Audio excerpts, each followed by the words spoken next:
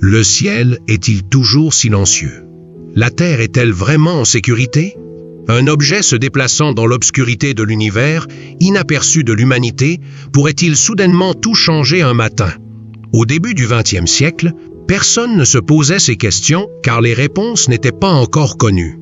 À l'approche de l'été 1908, le monde vivait une accélération de l'industrialisation.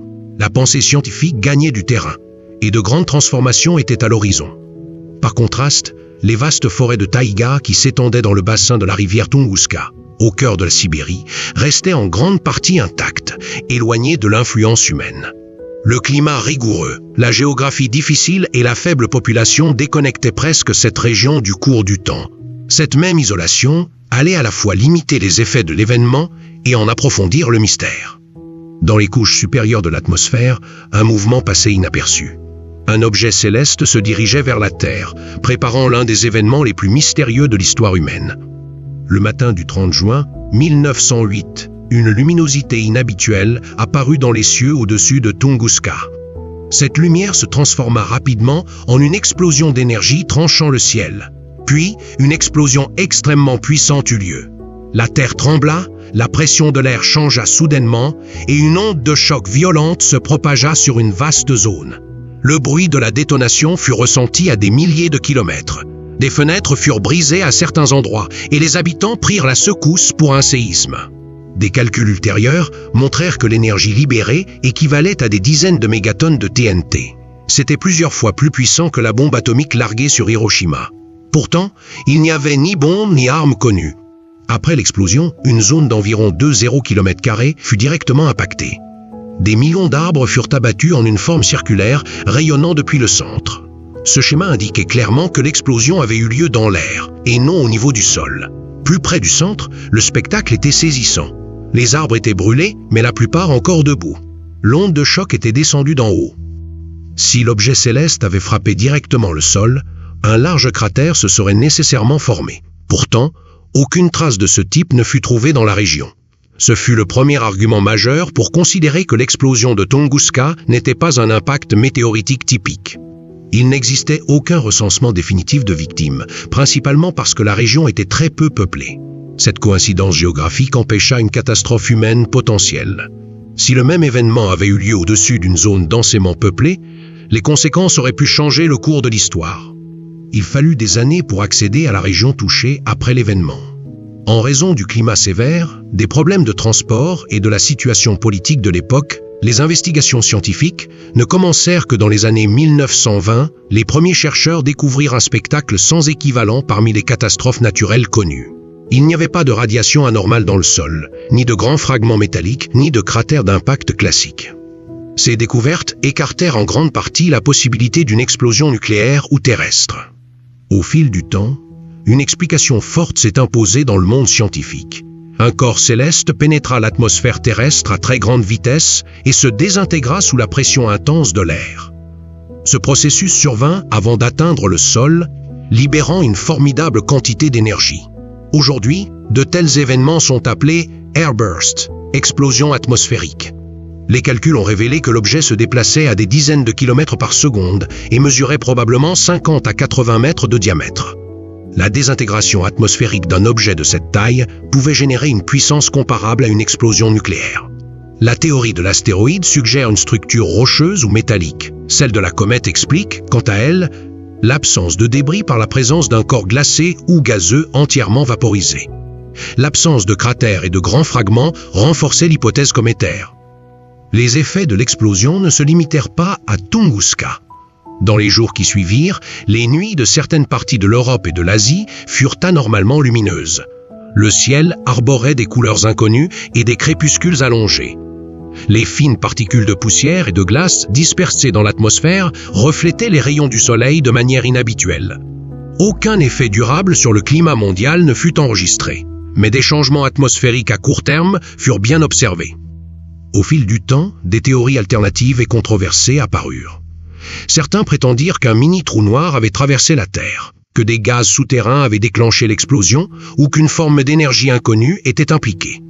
Mais ces hypothèses manquaient de preuves mesurables et reproductibles. L'hypothèse d'une technologie extraterrestre fut considérée comme spéculative dans les cercles scientifiques. L'écosystème local souffrit de graves dommages après l'explosion. Au début, la végétation fut largement détruite. Ensuite, la nature retrouva ses droits et les forêts repoussaient en quelques décennies. Ce processus montre comment les écosystèmes peuvent se remettre progressivement de catastrophes majeures. Avec les progrès de l'informatique au XXIe siècle, l'explosion de Tunguska fut réexaminée. Des simulations à haute résolution indiquèrent que l'événement s'était produit à une altitude de 5 à 10 km. Cette hauteur expliquait l'absence de cratères et l'étendue de l'onde de choc. Le schéma de chute des arbres correspondait étroitement au modèle moderne d'explosion atmosphérique. Les enquêtes géologiques n'ont pas révélé de fractures inhabituelles ou d'activité volcanique particulière dans la croûte terrestre. Aucun dérèglement permanent du champ magnétique terrestre n'a été détecté. Toutes les preuves appuyaient une origine extraterrestre de l'explosion. Aujourd'hui, le mécanisme général de l'explosion de Tunguska est largement compris. Toutefois, la composition précise et l'origine du corps céleste restent incertaines. Cette incertitude fait de Tunguska non seulement un événement du passé, mais aussi un champ de recherche vivant pour les scénarios à venir. L'explosion de Tunguska est une mise en garde discrète mais puissante pour l'humanité. Si ce phénomène avait eu lieu au-dessus d'une mégapole moderne, ses conséquences auraient pu être l'une des plus grandes catastrophes de l'histoire. C'est pourquoi les objets proches de la Terre sont désormais surveillés et les scénarios d'impact potentiels sont calculés. À l'échelle cosmique, Tunguska est un événement parfaitement ordinaire. Pourtant pour l'homme, c'est un exemple concret montrant que le ciel n'est pas toujours sûr. Le ciel peut sembler calme, mais parfois un simple instant suffit à bouleverser l'équilibre. Cette prise de conscience est l'un des héritages les plus durables que Tunguska nous a laissés. Si l'événement n'a pas eu d'impact majeur sur l'opinion publique mondiale à l'époque, il a pris une place croissante dans la mémoire scientifique au fil des ans. La raison principale est que Tunguska n'est pas seulement un événement naturel du passé, mais aussi une clé pour les scénarios futurs.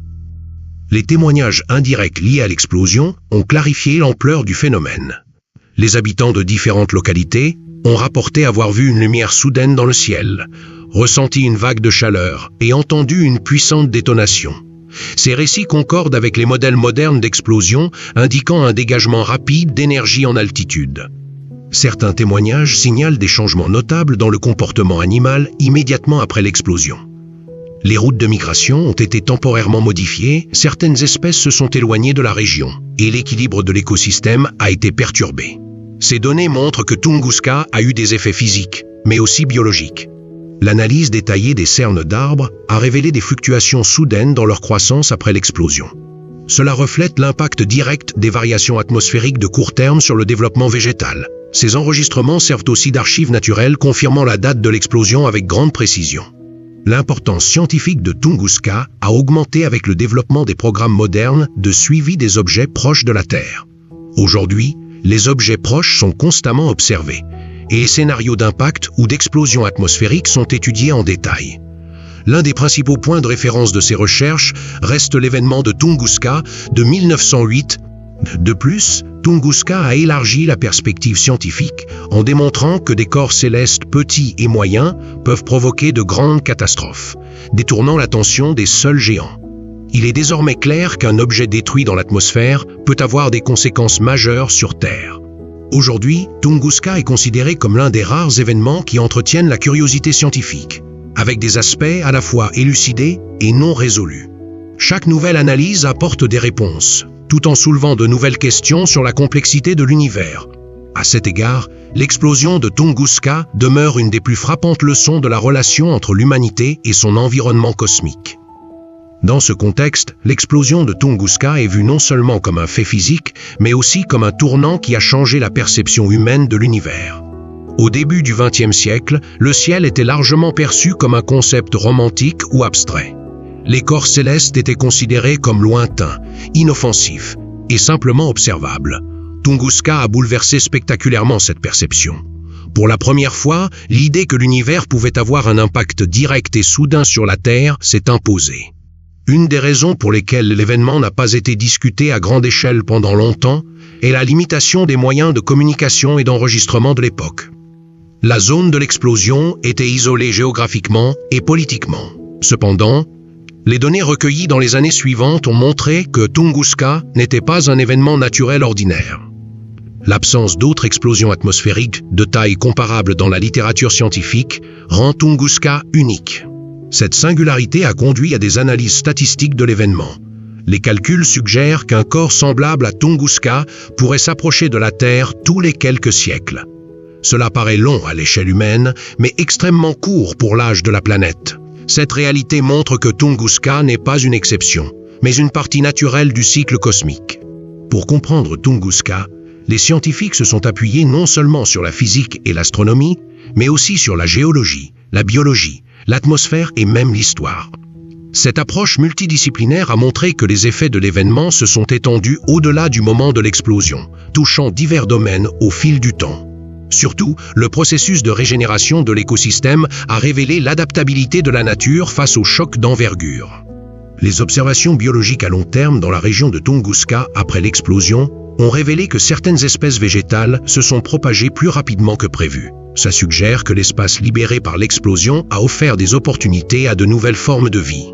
Cependant, même si cette régénération paraît positive au premier abord, il a fallu des décennies pour que l'écosystème retrouve son équilibre initial. Pour les spécialistes de l'atmosphère, Tunguska demeure une expérience naturelle rare sur l'influence des airbursts à grande échelle sur la chimie atmosphérique. L'énergie libérée lors de l'explosion a provoqué une ionisation temporaire dans la haute atmosphère, enregistrée comme des anomalies magnétiques brèves dans certaines régions. Bien que ces anomalies n'aient pas été durables, elles ont montré les effets complexes de l'événement sur l'atmosphère.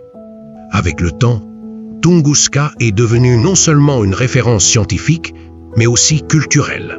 Souvent mentionné dans la littérature, les documentaires et les publications de vulgarisation scientifique, l'événement est un symbole de la curiosité humaine face à l'inconnu.